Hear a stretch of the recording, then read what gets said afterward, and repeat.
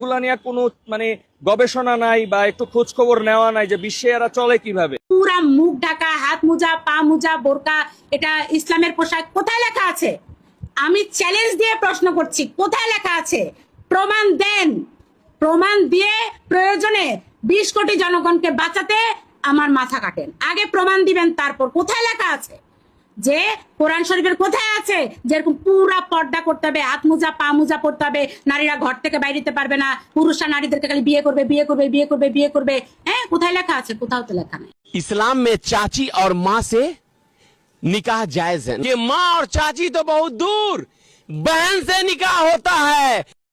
আরে আরে, কে বলেছে বাংলাদেশ খারাপ? বাংলাদেশের সমস্ত মুসলমান জাতি খারাপ? কখনোই নয়। ভালো মন্দ সব জায়গায় সবার মধ্যেই আছে।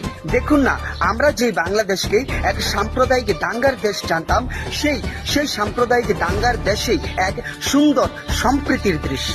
বিগত বৃহস্পতিবারে হয়ে যাওয়া রথযাত্রার প্রথম দিন বাংলাদেশ ঢাকা শহরের জামালপুরে একজন মুসলমান দাদাভাই, কি মুসলমান দাদা ভাই, তিনি একজন মুসলমান, কিন্তু ভালো করে লক্ষ্য করবেন, ভিডিওটি একবার দেখুন। উনি একজন মুসলমান হয়েও সেই রথযাত্রায় অংশগ্রহণকারী সমস্ত হিন্দু সনাতনী প্রভু শ্রী জগন্নাথ দেবের প্রেমী সমস্ত ভক্তবৃন্দদেরকে, সেই ভক্তবৃন্দদের তৃষ্ণা মিটাতে তিনি হাতে জলের বোতল নিয়ে, হ্যাঁ হাতে জলের বোতল নিয়ে তাদেরকে সাহায্য করছেন। এটাই হলো সম্প্রীতির দেশ, এটাই হলো মানবতা, এটাই হলো মনুষ্যত্ব।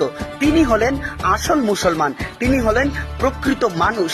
দেখুন না, বাংলাদেশ উনার মতো যদি মন মানসিকতার সকল মুসলমান বা সকল মানুষ হতো, তাহলে হয়তো বাংলাদেশ আজ বিশ্ব দরবারে এক অন্যতম স্থান লাভ করত, তাই না?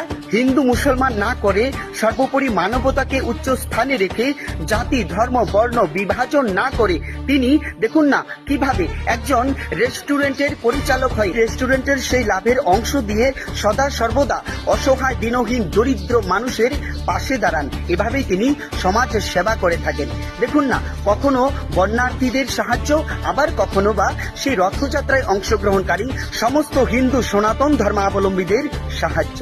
দেখুন না একবার ভিডিওটি, এত সুন্দর সম্প্রীতির দৃশ্য, সত্যি দেখে মনটা ভরে উঠল যে বাংলাদেশ ইনার মতো একজন মানুষ আছে, তাও কি মুসলমান। একবার ভিডিওটি দেখুন। ভিডিওটি যদি ভালো লেগে থাকে তাহলে জাতি ধর্ম নির্বিশেষে প্রত্যেকেই ভিডিওটা প্রচুর পরিমাণে শেয়ার করুন। সারা বিশ্বকে জানিয়ে দিন যে বাংলাদেশে এমনও মুসলমান আছেন। পরমেশ্বর ভগবান প্রত্যেকের মধ্যেই ইনার মতো সদ্বুদ্ধি প্রদান করুক, প্রত্যেকের সর্বাঙ্গীন মঙ্গল করুক।